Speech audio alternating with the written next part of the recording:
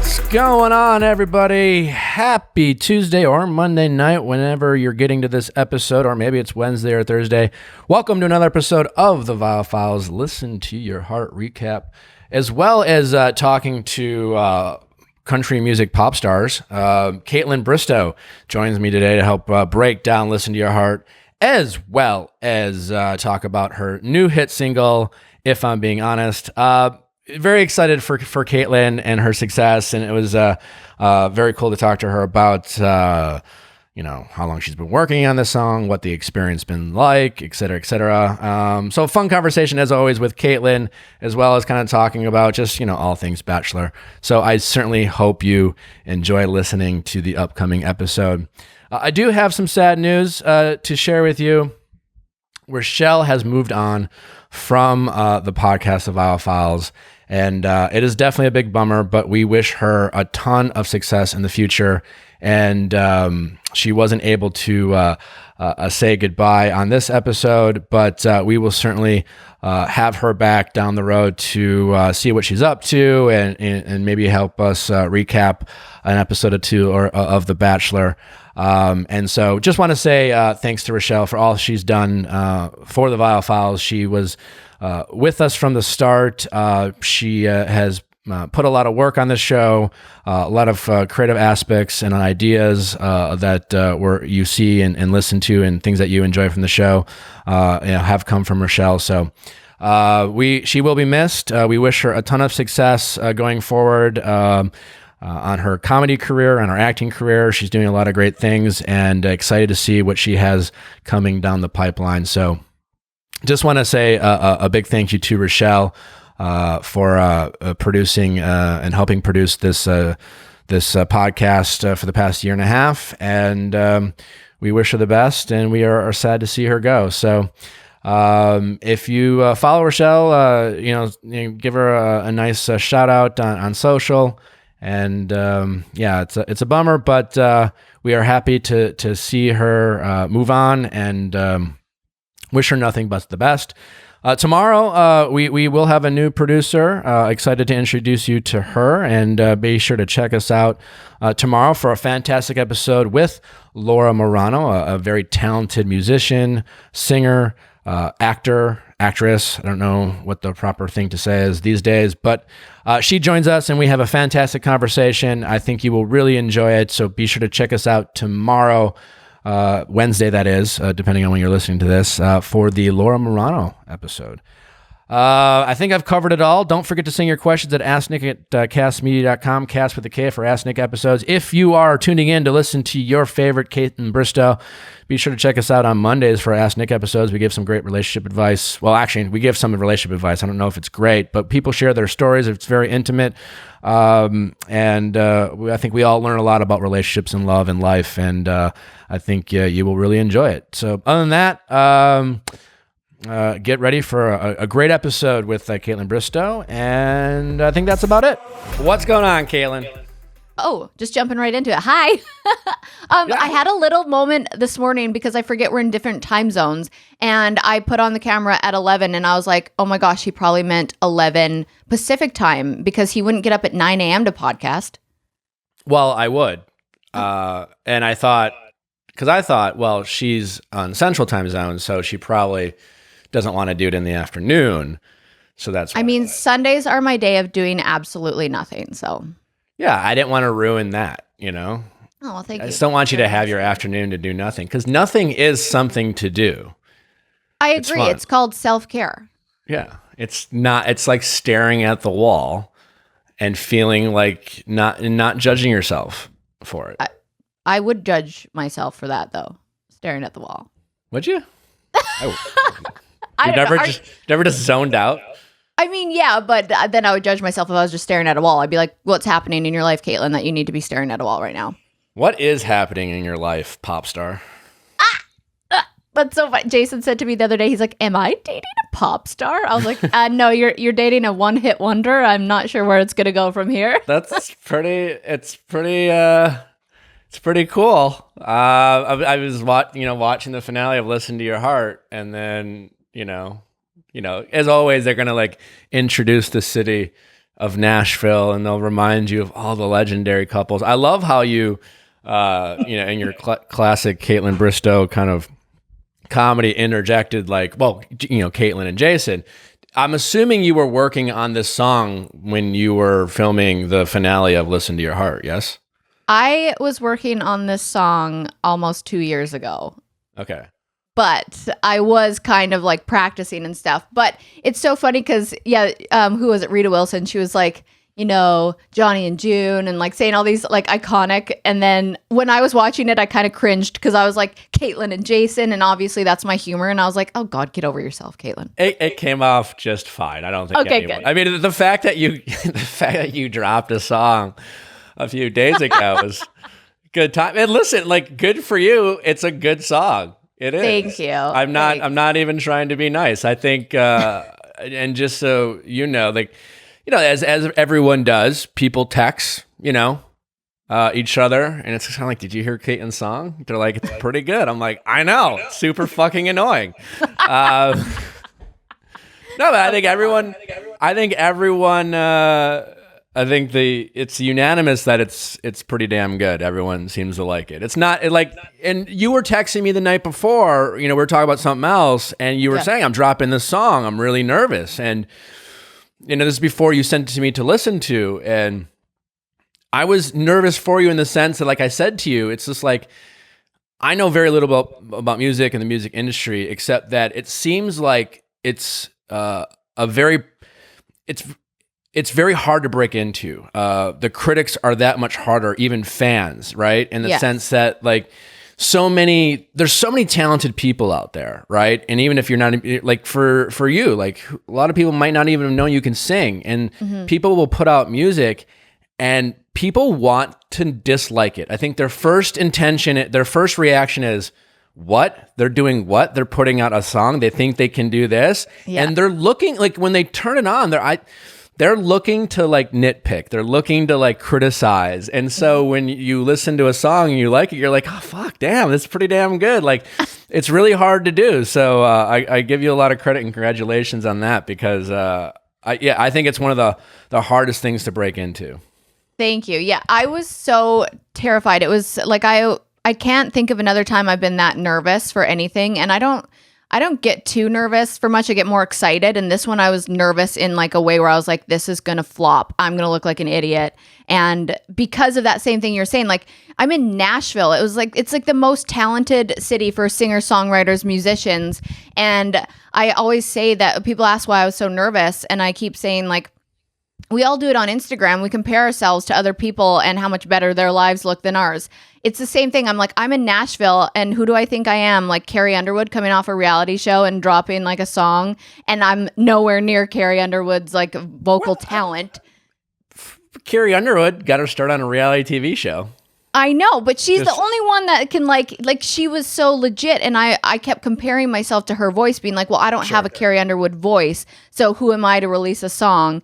And then obviously I sat on the song for 2 years, almost 2 years, so I'm like, you know what? The time that we're in right now, isolation has taught me, like, timing is so precious, and like I would regret it if I never did this. So the lyrics are relatable to people right now. How long ago did you record this? I recorded it the day that the news came out that Shawn and I broke up. And it was so hard because my dad was in town to like be there for me. And I woke up in the morning knowing I had to go record the song that I had booked so far in advance because, musicians and the producers and stuff are so busy. And knowing that news was dropping, like everyone was going to know, and my phone was going to be blowing up, and I had to get up out of bed that morning. My dad was like, we can do this. I'll be there for you. Like, I'll go with you to the recording studio. And like, my dad is like the most precious human being on the planet, where he just like wants me to feel all my feelings. He's like, you can cry, you can laugh, we'll all be there together. And so that's what I did. I just went to the studio, and I had so much fun, and I cried, and I was so emotional. And I feel like that helped with recording the song because I was so vulnerable in that moment of singing those lyrics. Yeah. Did you write it on your own? I mean, obviously when you listen to the lyrics, it has a lot of Kaitlyn Bristowe in it, right? So it's obviously coming from Like you like, it's like, yeah, you're telling your story. Like Yeah, it's definitely, I co-wrote. So, I mean, I technically wrote it, but I can't do that on my own. I will never claim to be that talented because that's the joy. That's the beauty of living in a city like Nashville. I made so many friends with singers and songwriters that they're like, well, why don't just come hang out and we'll write. And I'm like, I have no business being in a, songwriting session because I've never wrote a song before. But I'm really good at telling a story or saying how I feel and putting ideas out there. And so that's what I did. I went and sat with two friends and we just kind of talked about how I was feeling. And I actually contributed to the song way more than I thought I was going to. I think I underestimated myself and I went in there and I had so much input. So obviously the professionals are able to put it into a song format. Sure, yeah. But yeah, definitely, I'm definitely proud of how much I wrote the song. Like I said, it clearly has... Yeah. I mean, it's clearly, it has the KB story behind it. Again, like as far as the song, how to write a song, and the things that make a song catchy and sound good. Obviously, like I don't think there's any shame in suggesting that you need help. Some of the biggest stars in the world, I mean, literally, they all have songwriters, even if they write their own songs. There's producers and writers that help it. So there's certainly nothing wrong with that. How is I know the reaction's been positive, but how has it been? Like, who have you heard from? Have you been surprised? Any big surprises of who reached out and gave feedback or their, opinions on your song? I mean, the one thing Jason asked me the other day, like, who has reached out that has meant the most to you? And obviously like friends and family, of course, but it's people that are actual musicians who have reached out and said like, wow, great job. Like Carly Pierce, who's the most insane singer in Nashville. I'm obsessed with her voice. And she like commented heart eyes on the song. And I was like, ah! Or like Brett Kissel, who's a Canadian country star. And we were in his music video and he's a dear friend. He was like, let's collaborate, or like, what can we do? And he was like, I'm really impressed with the song. And like, there's been some, labels out there that have reached out already just to like have initial conversations, not like, yeah, we'll sign you. But no music label has reached out to me, Kaitlyn. We'll drop a song. We'll see what happens. Yeah, that'll be something. No, it's like, I mean, I'm obviously joking, but like when it comes out, it's just like, it's super annoying that you're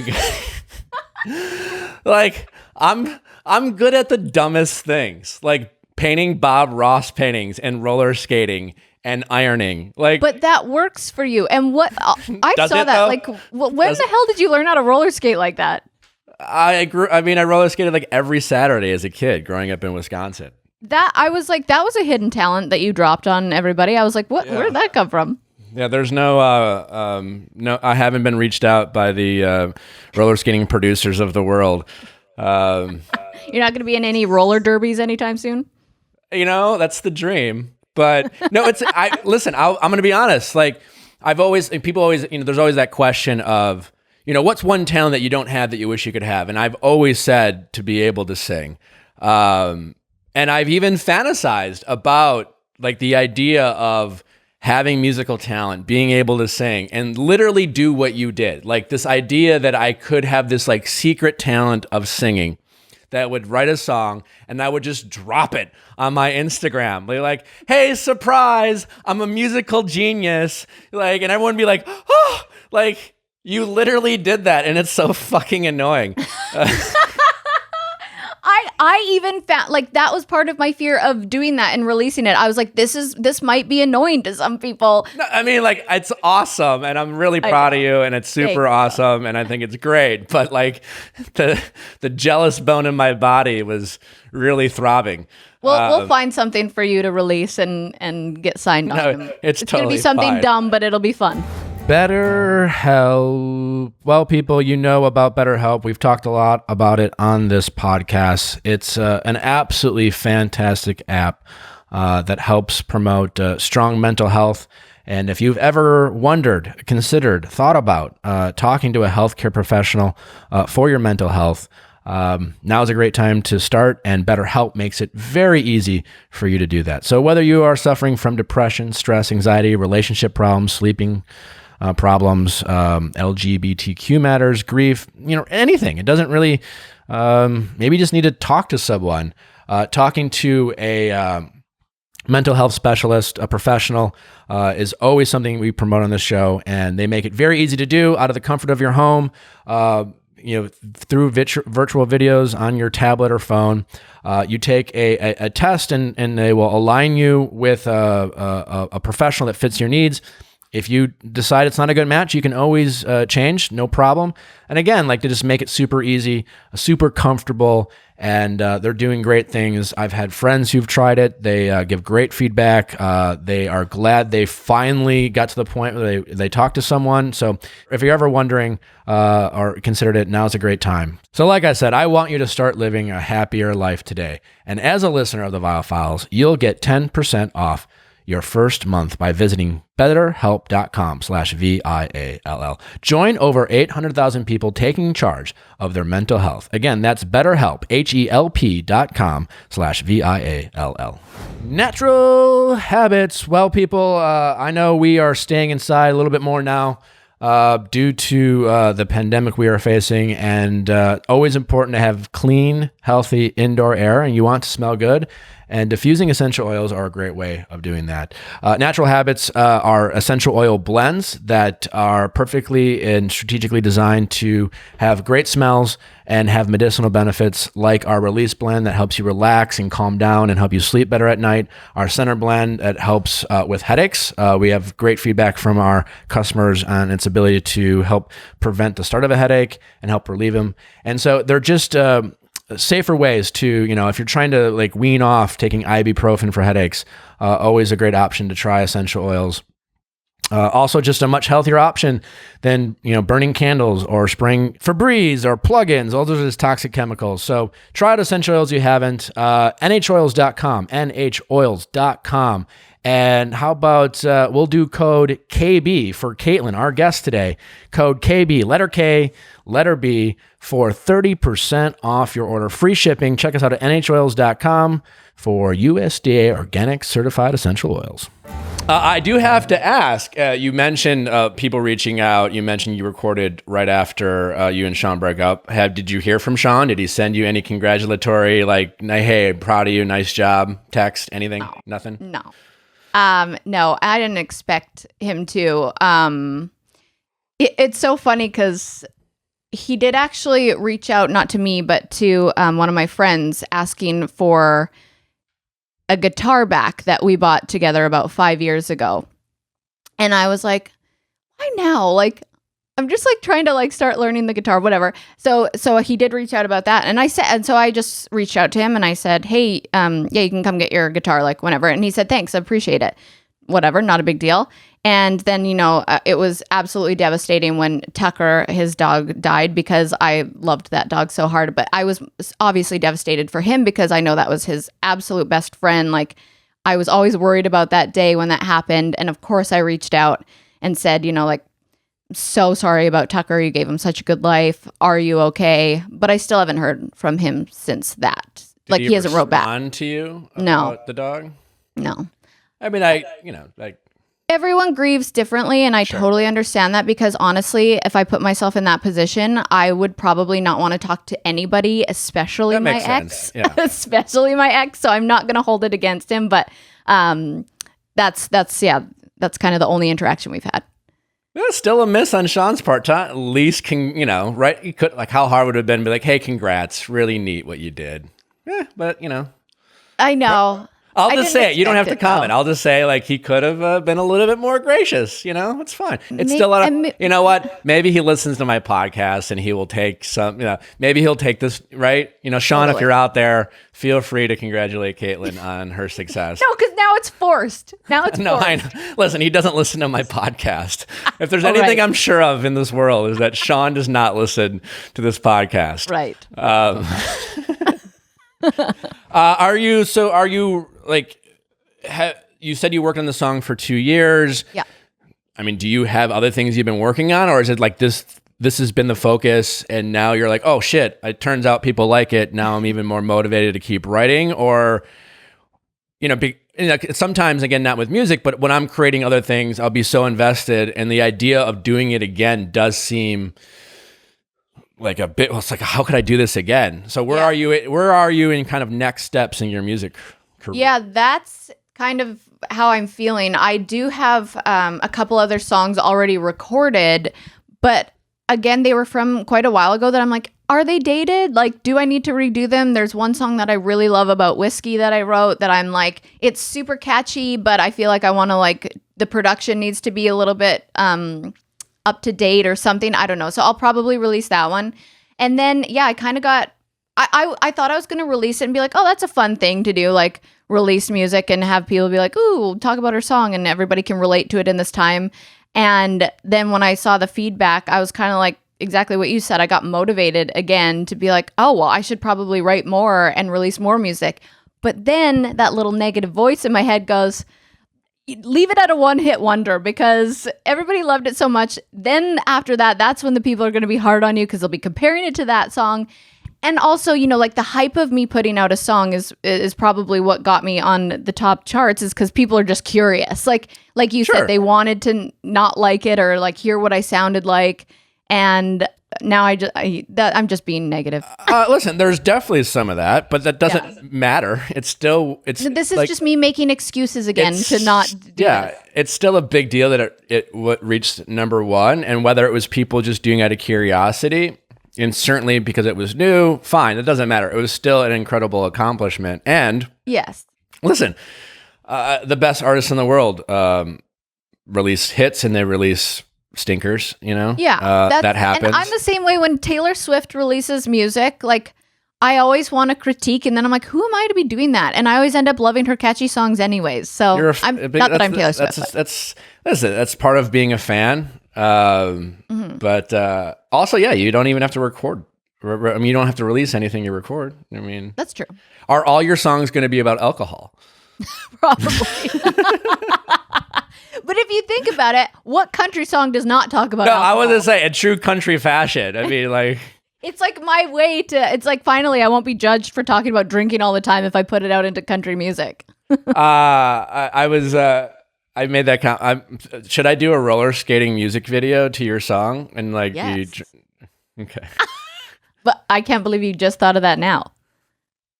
If I do it, will you post it on your Instagram? Yes. It has to be good, though.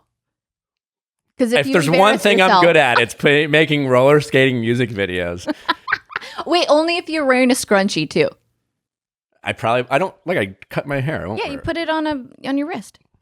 No, you know what? I have some creative ideas flowing in my head. Okay. We'll see if I bust it out. Okay. Do it. So, anyways, should we get into the finale of Listen to Your Heart? Take two. Yes. Let's do it. Now that we have both a Bachelor expert and a music star. Oh, before we do, I have one question. What's a bop? Oh my gosh, you're like my mom. My mom had to ask me what a bop was, and I was like, I don't really know an answer to that. I just know if somebody likes a catchy song, ooh, that's a bop. And I picked up on that, but people are like, oh, Kaitlyn's song's the bop of the summer. I'm like, okay, I get that it's supposed to be a big hit, but does it stand for something? Where did it come from? Do you not know? I don't know. I saw it on Urban Dictionary and sent a screenshot of it to my mom, but it said something like, it was very simple. Like I think it's like if you like to bop to a song, like you're bopping. That makes sense. Yeah, so. I think that's so funny that you didn't know. My mom did the same thing. She was like, "What's a bop?" And then I sent her a screenshot of the definition, and then she tried to reuse it in a conversation later, and she was like, "Oh yeah, totally. That song's bopping." And I was like, "No." Your mom's using it all the time now. Hey, you gotta feel good that people are learning the meaning of a bop as a result of your song. There you go. I mean, at least your mother and I. Yeah, just you two, I think. All right. So Listen to Your Heart. What are your thoughts on this new show this season? Where are you at, Country Star? I hate to say this because I just don't like when shows have to be about drama to get ratings, but I just find it too friendly. It's like everybody's so friendly and nice and happy, and there's no oh, what's going to happen? It's like everybody's rooting for each other. And it's like, I want to love that. But also when it comes to Bachelor, I think what we like to watch about that show is a little drama. Yeah, you're totally right. And we got a little bit with Brandon and Julia and Natasha, a little bit. But I think that's kind of the hard part is you're introducing music to the show. And so there's clearly a focus on music. There's always going to be a focus on love. And so it's like, it's tough, as Chris, said when he came on and recapped this with us. I mean, it's hard to make a new show. The producers are, they came up with this idea. They're thinking of ideas on the fly. It'll be interesting. Good job with it. Yeah, no, it's a great. I enjoyed it. It'll be interesting. Obviously, I don't know how if the ratings perform relative to the other Bachelor shows. I don't know. With the times that we're in and people are streaming more than watching network television, I'll be curious to see how the executives over at Warner Brothers and ABC measure the success. And will there be there was a lot of references towards the end of this episode of Chris saying, the first ever season 1, implying that there's going to be more. I'll be curious if there is. And just listen, Paradise 1 was a hit, but it wasn't what it was. Season 2 and it really hit its stride season 3, because even the producers are just kind of all right, we learned from things we did, things fans loved, things fans didn't love. It'll be interesting to see if they get another chance to kind of build on what they did season 1. Yeah, because like any show, you need to work out the kinks and see what people like and don't like. And I thought it was such a good concept because obviously people love American Idol and people love The Bachelor, and you're just combining those two. And I just get super uncomfortable when people haven't really met and they're trying to find a connection and then they have to sing to each other. I'm I get the secondhand heebie-jeebies for it. It just makes me uncomfortable. Yeah, well, it was just always kind of funny. I'm not a music guy, right? And then even the people on the show were just I've never been in a relationship with someone I've performed before. But in Bachelor World, it was you can't make music unless you're in love. Right. It was I'm I think you can, Rudy and Matt are a perfect example of that was the one bummer, I think, for me this episode is that, Rudy and Matt, the first 20 minutes or so of the episode was the breakup of Rudy and Matt. Yeah. Because it was oh, we don't get to see them perform because they seemed to be the most, in terms of combination of musically gifted and then having the stage presence, they were definitely the most talented. Chris and Bree, I think musically are probably just as talented. This is coming from someone who doesn't know music, but at the same time, the way Rudy, especially Rudy, she has such a strong stage presence. Yeah. It was a bummer not to see them perform because I have surprisingly enjoyed the performances more than I thought I would.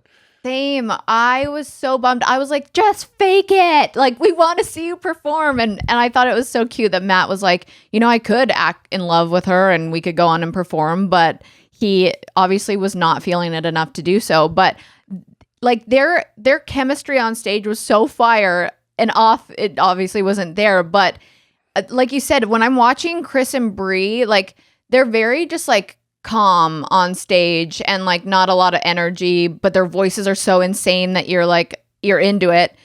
But Rudy, she just pours her heart and soul into it when she's singing. You feel it. And I don't know, it sucks that I was can't you just be in love? I interviewed Matt on my podcast and I was can't you just love her, please? Because we want to see you guys. This was a classic case of I will say this show has, I guess, as much, maybe it feels a little bit more in terms of it kind of demonstrated real life a lot in terms of relationships. And what I mean by that is look at Rudy and Matt. This was a classic case of, every time Matt was I have so much respect for her, I care about her, et cetera, et cetera, et cetera. And, this came to a head with the introduction of the fantasy suite was Matt didn't want to have sex with Rudy. Right. He didn't feel the physical connection, right? The classic friend zone. I mean, when Matt was talking about Rudy, it reminded me of all the times I've met women in my life where I became good friends with them and they were great and I loved hanging out with them and I loved talking to them, and I just wasn't physically, it lacked the physical connection, right? And so, the kind of, it's always interesting, especially in like relationships. I don't know what your thoughts are on this, is that there's always this double standard. We've talked about double standards especially when it comes to sex with men and women, right? On so many things, like women can get slut shamed and things like that.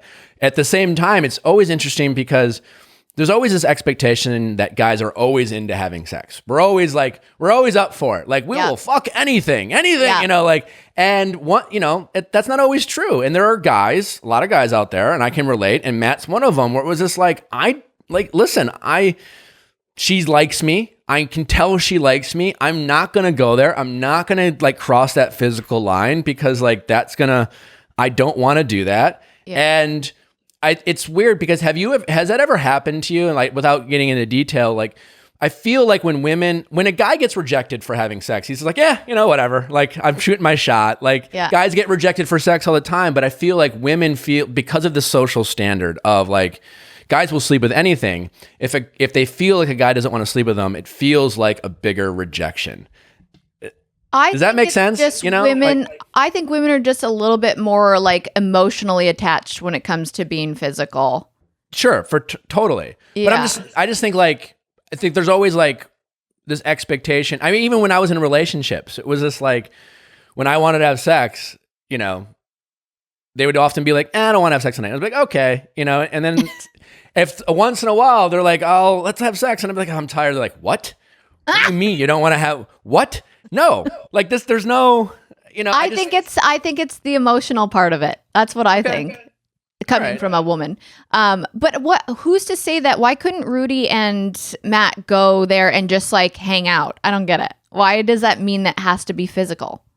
I had a couple of those thoughts this episode as well. Same with Bree and Chris. Mm-hmm. Yeah. It was but then a couple of things. One, obviously there's the show element, right? I think I'm sure there were conversations of being like, hey man, if you're not going to do, and I don't think, just so producers are not hey, are you going to fuck or not? Because otherwise go home. That's not happening. But you also have to keep in mind that there are all these people are new, right? Yeah. Especially Matt, he's heard the fantasy suite. There's an implication of sex. Everyone's heard about the windmill, now. And my guess is Matt was just I don't want to go there. I don't want people to think we had sex. Respect. Yeah, I totally get it. I totally understand. Matt went a little over. I get he meant well, but when he's just you have no idea how much I care about you, and I know you don't want to hear it. It's just you don't need to say it, man. Because he probably, remember the other episode where he didn't say anything, and he was just she dropped the L-bomb, and he just said nothing, and everyone's like, dude, say something. I think now he was going too far the other way, where he's like, well, now I'm just going to say everything I'm thinking so I don't sit here like a silent idiot. He said, thanks for speaking your truth. Yeah. He said, thanks for speaking your truth, and it was very courageous of her. Ouch. It's so funny. When he was on my podcast, I made him do a confession, and after he was done, I was like, thank you for sharing. That was very courageous of you. Thank you for speaking your truth. He was like, damn it. Did he he caught up on that? Oh, yeah. I've grown to really like Matt. Yeah, he's awesome. I wasn't sure about him at first, but he seems pretty level-headed and earnest, and seems like a pretty stand-up guy, and really talented musically. He is. I've enjoyed watching him. But for all the guys out there, sometimes you don't need to go overboard, where it's just you can I really, you never know. I really, when people in breakups are just the worst thing people can say in a breakup when they're trying to be nice is, I might regret this, and of course I'll be thinking about this. I know. So actually you won't, Yeah, and if you do, it doesn't really matter at this point. It doesn't. It's funny because I'm watching it, but going back to your season, right? Classic breakup. When you pick Shawn, you break up with me, and everyone does. You think, well, I want I wonder if they're regretting their choice. I wonder if they're crossing my mind. And like, you want to think about that. But the reality is, I am, having been in that position later, it's just like, I'm sure you were just far more excited to just be in the relationship with, you know what I'm saying? Like, you weren't on the mind. And I'm sure Matt was just like, probably glad once the breakup was over and Rudy was done crying. He was probably just happy that it was over. Like that he got his truth out. He was more sad that the world couldn't see her perform anymore, which he kind of said. Like he was just so sad to take that away from her because she'll be out there. Oh yeah, absolutely. If she doesn't, like, she has one of my favorite voices I've ever heard. No, she was. I mean, listen, to do the when you do the Bradley Cooper and Lady Gaga song, you are absolutely set up for failure. Yeah. Yes. I mean, right? Like, that's what I was thinking too. Like, I'm like, ooh, I don't care how good you are. This is like you just don't go there. And they absolutely nailed it. Yeah. It was so good. I keep going back and watching that one performance because I love it so much. I watched it twice, which is a lot for me. Yeah. You didn't like fast forward or go make coffee during it? You actually watched? No, I did. And I went back and I can't say that about all of them. Yeah. I'm not, Jamie and Trevor, they did it was Jamie's best performance. I mean, she definitely, to her credit, has gotten more and more confidence throughout this season. Yes. And that has I loved shown watching her come out of her shell and get more confident on stage. Yeah. She's 21. Like, what? My favorite part of the season has been Jamie giving relationship advice to all the people breaking up. Oh yeah. Has she she also said she had 4 boyfriends before that has cheated on her. I'm like, you're 21. How have you had 4 boyfriends? Well, my God, listen, like, to Jamie and Jamie's defense, like, it's always like, I always say, like, when you're 21, you still feel old because you've never been 21 before. That's true. So Jamie's a babe, right? I'm sure she had, she had her 8th grade boyfriend. She had her 9th grade boyfriend. She was probably, the hottie in high school, and her boyfriend was a senior, so it's not that hard to believe that she had 4 boyfriends and 4, like, I don't know why I just said that. I've had like 80 boyfriends. Yeah. But yes, as we get older, we look back and we don't even think of those as actual relationships. But in Jamie's mind, they're as real as anything. But it is, I mean, listen, it's sweet and it was funny, but she was just like, Trevor and I were just so in love and I wish you could have what we have. But like, it was just like, it came from such a sincere place on her part. I know. She is such a little sweetheart. But don't you think for 21, she is like pretty mature emotionally? Like, for her age, don't you think? I don't know. I couldn't say one way or the other. I don't know. I'm not saying whether she is or isn't, but in my experience, that's hard to. The only way to really know that, and we haven't really learned about Jamie's backstory other than she had a couple boyfriends in high school, is I'm curious about, like to say that would show. It's more showing, as you get older, like I'm sure you have you always been as open about your insecurities and your tribulations and the things that you haven't been good at or the mistakes you've made when you were younger? No, definitely not as much. Yeah. So, Jamie's talked about being cheated on, sure, but we haven't really heard whether like Jamie really thinking through something logically and being like, oh, okay, like let's slow our, and showing a little perspective. I don't know.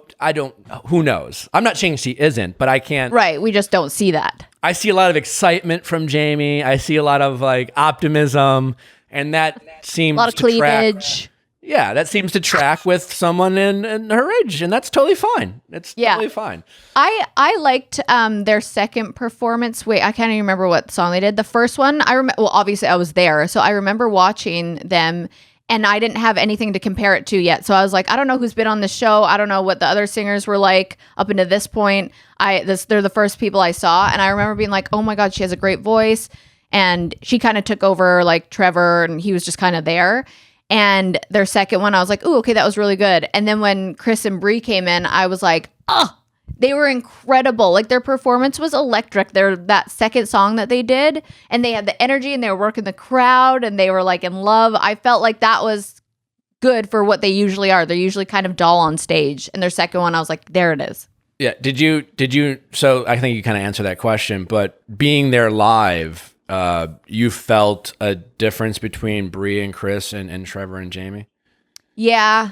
Watching it back, I was like, oh, I didn't know like the beforehand stuff when they were like having this moment of like, ooh, something's different today. But I just felt like they were a little bit more ready and mature and in a better place, even though Jamie and Trevor were still cute and happy and in love and whatever. It just seemed like puppy love, and they were like had so much to learn in their singing careers. And then the other two seemed a little bit more like they're like ready to go jump on that tour bus. Fun fact about how is Taye Diggs in person? He was hilarious. And then I think it was after Andy's season, he followed me on Twitter, and then I realized he follows like 100,000 people, and I felt special. But nevertheless, I was like, That was my feeling when Melissa Joan Hart followed me on Twitter. I was like, oh my gosh, Sabrina the Teenage Witch, like this is my moment. And then I realized she follows everybody. She has like that Twitter system that like, you know, if you follow them, they follow you back. Yeah, totally. Yeah. That happens a lot. But yeah, I just remember in Taye Diggs, I thought he was the coolest guy, and I don't know, maybe he really is though. He is so funny and just like you know when you talk to somebody and you think they're probably like they don't care about me or they're just doing their own thing. Like he genuinely was like asking us questions and like was curious about our life and like being in Nashville. He was really sweet. Actually, so was Jewel and Rita. They were so awesome. Taye doesn't live in Nashville, does he? No. Or either did any of them live in Nashville? Jewel used to, but I think she also has a place in Colorado. But I think Jewel has a place in Nashville. Gotcha. Yeah. Do you know anything about? Do you know anything about the couples? Are they still together? Like I was actually wondering the same thing. I don't know. I have no idea. But obviously, once Monday airs, I feel like we'll find out because they'll be able to like talk about it on Instagram. Yeah. I mean, does there any part of you think that Jamie and Trevor will last past a year? I mean, I want to believe they will, but my gut tells me they won't because I get a tiny, and I shouldn't judge, but I think I have good intuition and I have little tiny red flags about Trevor. Yeah, I think everyone does, and doesn't make him a bad guy. I think even the producers, you know, I text now and then. They weren't saying he's a bad guy. They were just like, we're not sure about the guy. That doesn't mean he's a bad guy. Yeah, there's something mysterious about him that I'm like, I don't know. You know what I think it is? He just doesn't like Jamie that much, but he likes her enough to convince himself in that world that he's into her. Yeah. Right, but you just don't see the. You don't see the love that you see from like Chris and Brie, and you don't see the love that you have from Jamie, who's just like over the moon about Trevor. Right. And he does sincerely like Jamie that much more than say Matt liked Rudy, where Matt could be like, hey, I like her as a friend. I need to be really honest. I think the big question when it comes between the difference between Matt and Trevor is, and he has the whole American Idol past. Oh yeah. That doesn't make him a bad guy either, but is he just a little full of shit, in terms of, can he convince himself that he's really into Jamie when deep down he even knows he's not? I mean, aren't we all a little full of shit? Sure. I mean, everyone is. I see what you're saying though, but you know what's interesting is when we were being judges up there, I asked Trevor, and they didn't show this, but I asked him, I mean, you guys seem really blah, blah, and she seems in love. And I said, do you love her? And they didn't, they took it out. And I don't even remember what he said. I think he said, yes, I'm in love with her, or I'm falling in love with her, or something. Well, there's a difference. If he says he's falling in love with her, he definitely...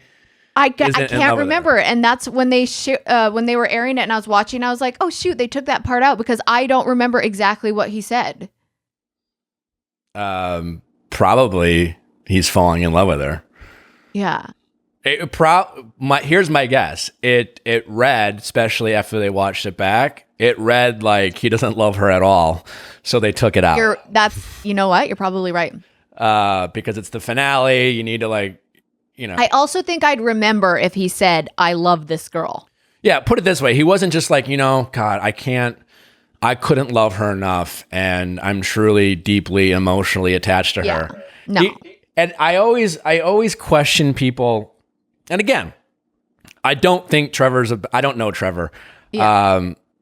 And that world is a powerful world where you can get caught up in things. But when people repeat platitudes, I start how many times is Trevor going to say how he's seen into Jamie's soul?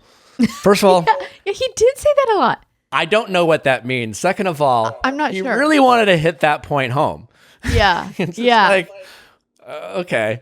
I think, when you say really obscure things that are meaningless, it's just I you're saw trying to say something that saying something about her soul is really deep. So you use that word. Yeah. It sounds really good, but at the same time means literally nothing. Right. No one can really figure out what that means. So when he eventually breaks up with her and she's like, but you saw into my soul. And Trevor's for $1 million, tell me what that means. I would like to ask him that question. What does that mean? Yeah. That's a great, yeah. Actually, I want him on just to ask him that question. You should have him on and just don't ask anything else. Just have this one segment on your podcast where it's called Ask Trevor One Question, and then you just bring him on and then just hang up. Yeah, Trevor, what does it mean to see someone's soul? Yeah. He answers the question. All right, Trevor, thanks for your time. It's been really great. Actually, would that be totally dickish or? I mean, it would be funny if we're already setting it up this way. Okay. And then you have him on another time and have a good conversation with him. Maybe I'll throw him into if I'll make some calls after I get off the phone with you and see if he wants to let me ask him one question. Yeah, I think that'd be hilarious. And but don't tell him what the question is because no. Oh no. He needs to be thrown off. Wait, what does that mean? And then I would love to hear his rambling explanation. I'm sure he'll say it in a very soft voice and with a half smile. Half smile. Just I don't know. It's just when you, he'll probably use the word soul a lot to describe what it means, which is always a red flag when someone, just what it means is to really see deep into their soul. Yeah. That's for sure what his answer. And then you just say, thanks, bye. Yeah, but listen, again, very powerful world. Doesn't make him a bad guy. And when they eventually break up, it doesn't mean that he was totally full of shit. Yeah, but how many times do you watch the show and every couple that comes out of any kind of Bachelor show, how often do you make a bet of how long they'll last? Every time. I mean, people do for sure. Yeah. I certainly made bets about you and Shawn, and I'll be honest. What was your bet? Way off. Listen, I was a bitter, angry, heartbroken little bitch, and I was just they'll never fucking last, and I was and I had all these reasons of why. But I think a lot of people did. A lot of people said that, and I do feel like that's every season. And I'd say about 6 months. Once I probably took me a month or two to just kind of get over the whole experience, and then I'd say about 6 months down the road, I was actually, I think that's when you start accepting. It's just you made the right decision, blah blah blah, and then it was more actually, I think it made a lot of sense, and so that changed. But right after, I was certainly. Well, yeah, you go through different. I give them a week. Yeah, you go through different phases of grief. But yeah, no, even I don't know how long did I after Vanessa and I got together, I was I'll give it. You were doing it to yourself. Yeah, give us a week. Well, I mean, I don't know how it was for you and Shawn, but that's a hard time for every Bachelor couple, and you have these very bizarre and crazy fights, usually related to the show and the things that happen. You're just how do you It's a shitty foundation to start a relationship on. It just is. And every couple that comes out of it will go through like one of the hardest times in any relationship. And it's you either come out of it or you don't. Totally. I mean, we just basically covered Listen to Your Heart. Anything you want to cover? Any more things we can talk about your music career? I mean, thank you, but I feel like we covered it. But I also, who was I talking to you on? I can't remember where, if it was on the podcast last time or where, but we talked about if the season aired again. Or maybe it was just Chris Harrison I was talking to. I can't remember.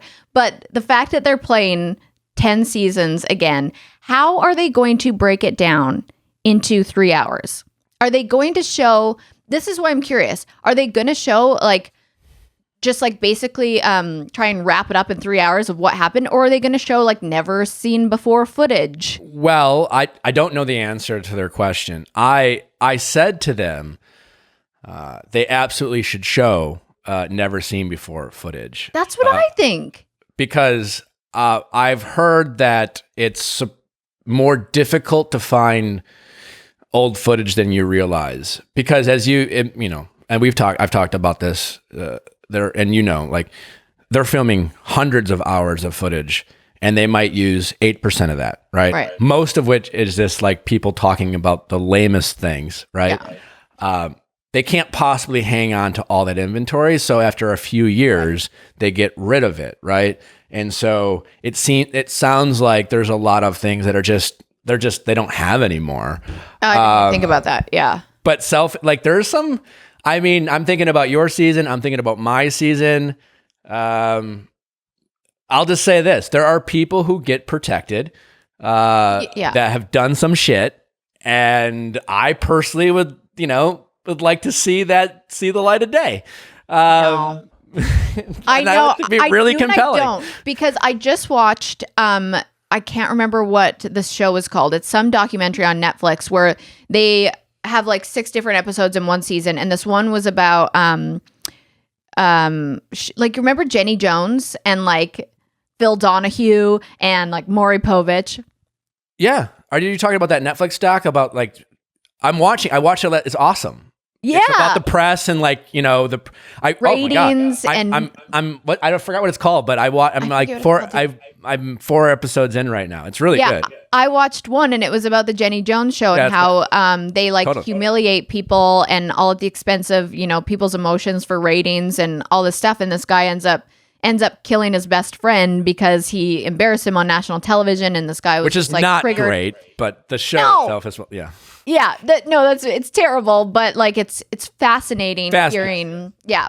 But where was it? Oh yeah. So then I'm like, when I think about like all the stuff they could show, producers could go back and expose people. I'm like, I would worry about a lot of people's emotional and mental state going through all of that again when you think it's past you. I guess there's that. I don't think even the things I'm thinking about. As someone who's been through the ringer, as you have as well. Wait, I want to know. What? I want to know what specifically you're thinking about. Well, I mean, listen, there's stuff, obviously. I personally think Shawn got a pretty favorable edit. I'm just,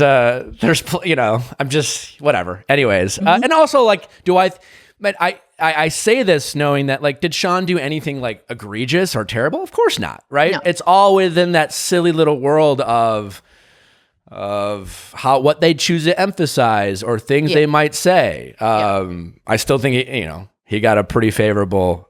I think things could have gone very differently for him.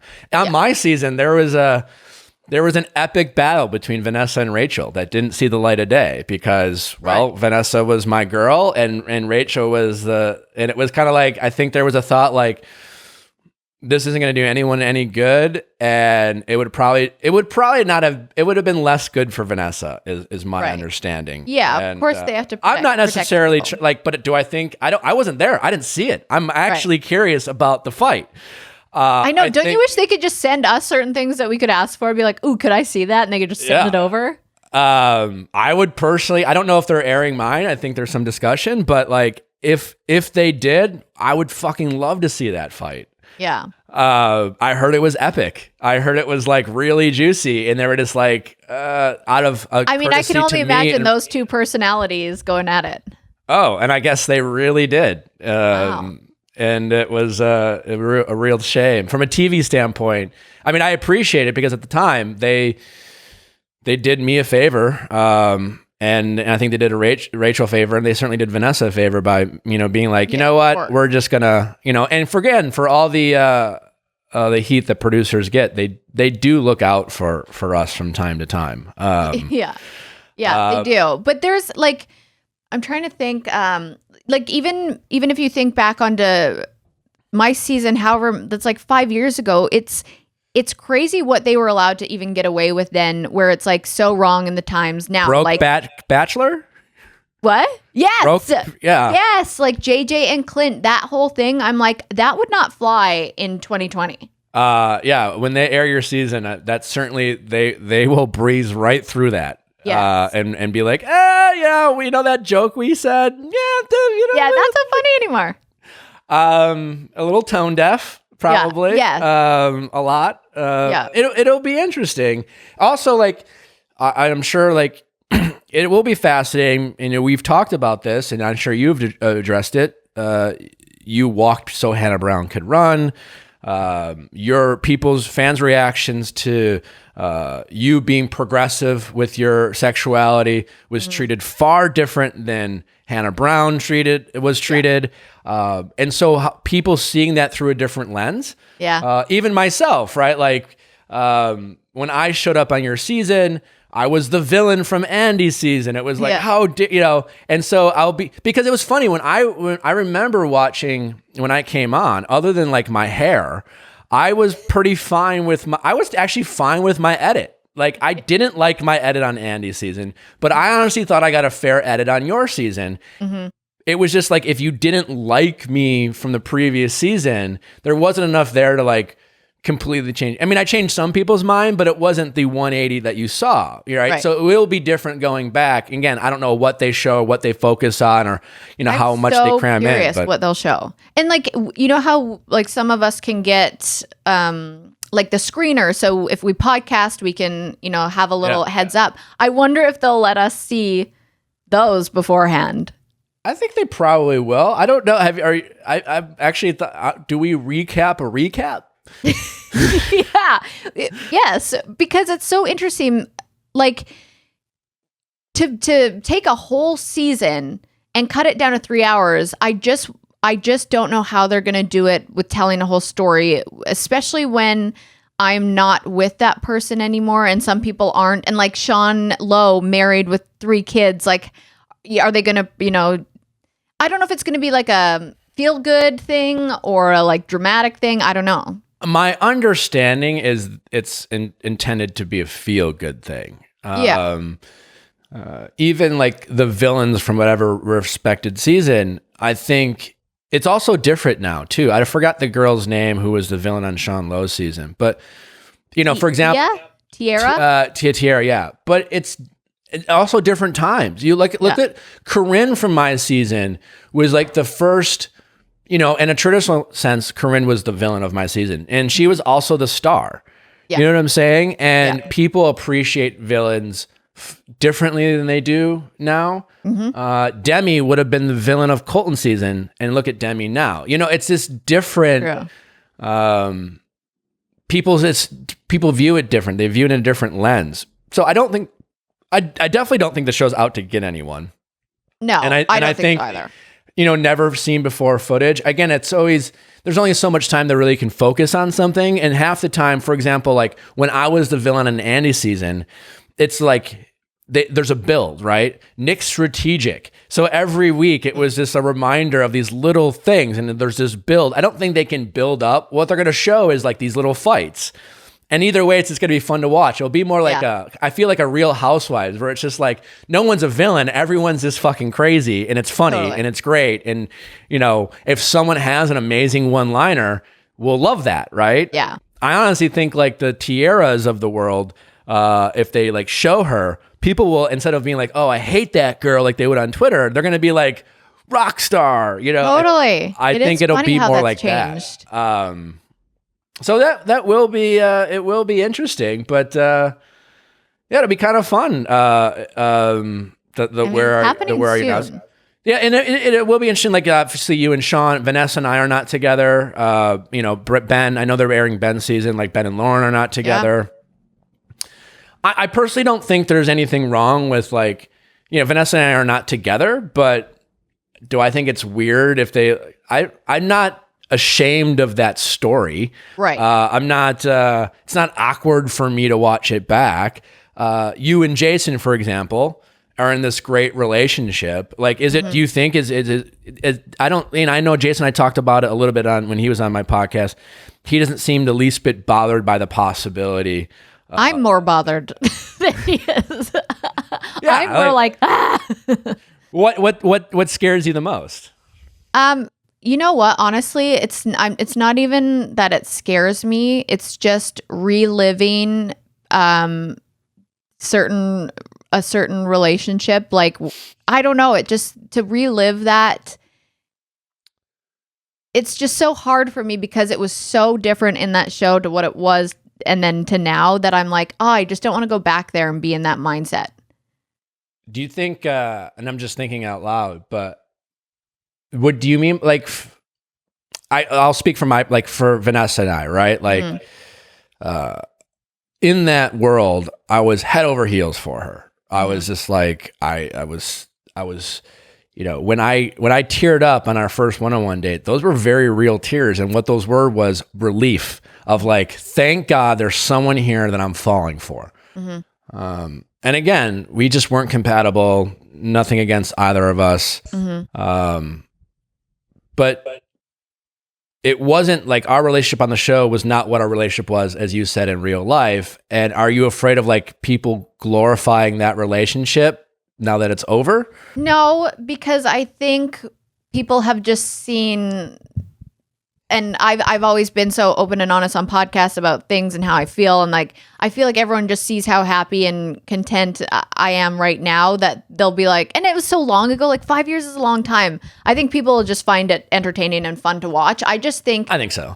For myself, it was such, and I know this sounds dramatic and people will never understand, but it was so hard what I went through. And I felt like almost traumatized that I kind of blacked out a lot of that season because it was just so much that I just am scared of all these feelings being like, not like feelings like, ooh, I still have feelings, but like just, like, I don't know how to explain it. No, I mean, listen, I get it. I haven't watched, it's funny, literally last night, I got a text message from Alicia. You know Alicia. Yeah. Alicia used to be the executive producer of the show. And she sent me pictures from Andy's season. Literally last night. I don't know if she was like reminiscing. It was a picture of me and Josh and Markel and JJ in a bath, like messing around. And then she sent me a picture of me and Andy in the ocean on our fantasy suite date, like literally right after I told her I loved her. And I looked at the picture and I was just like, it definitely takes you back. Like not I don't have feelings for Andy, couldn't be more over that relationship, but like you look back and you're just like, it's overwhelming. It's overwhelming because like I remember that moment vividly. It was a really crazy day, and it was just like it really. They were such intense. These experiences were so intense for us. It is such a crazy it's a wild experience to go on that show and to even just like, even when I went back for like the reunion for the Bachelorettes, like walking into the mansion and smelling it, I was like so overwhelmed that I like lost my breath. I have not been back to the match in Kaitlyn and not been out to the pool and not thought every time, this is where Kaitlyn dumped me. I still wish you would have pushed me in the pool. I still kind of wish I did. I mean, I would have been a total, like, I wonder, think about that. Like, in that moment, it would not have been good for me. But I wonder if it would have gone down as a fun moment. Yes, it would have.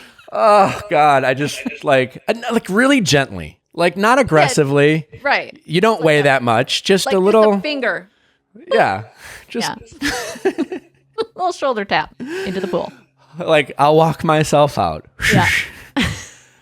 That would have been fun. Kaitlyn, it's always fun to talk to you. Thank you for recapping this episode with me. Tons of congratulations your way on the success of your single. Remind people where they can find it. Well, it's anywhere that you can download music. So Spotify, Apple, iTunes. I don't know, all the music things that you can go, but it's also on my link on my bio in my Instagram. And yeah. If I'm being honest. You know what? I feel like you really set yourself up for when fans come up to you to like try to throw in, be like, can I be honest? Yeah. I love your song. Or the dick person who's going to be like, can I be honest? If I'm being honest, I don't. I know. I like it though. Gets people talking. It's a very relatable song. It's I can see why it definitely has a legitimate chance, I think, to be a bop and a song that people listen to on, like you want, right? You want a song that you listen to over and over. Mm-hmm. And you want a song that people listen to and sing out loud because it makes them like feel like they're able to express themselves. And it certainly, I'm one of those guys who listens more to the melodies than the lyrics, but like, because I know you, I actually tried to pay attention to the lyrics, and I could see why, especially a lot of women would find this to be incredibly relatable. Thanks. So I hope it blows up, and congratulations. It's pretty awesome. Excited to see what else you drop. And thanks for coming on. Thank you for having me. Thanks for listening, guys. As always, don't forget to send your questions at asknick@castme.com. And if you haven't checked out our Ask Nick episodes on Mondays, give it a listen. We give some relationship advice and people share their stories. It's a lot of fun. And check us out tomorrow for a wonderful episode with the very talented, also musician and talented actress, Laura Marano. Have a good day.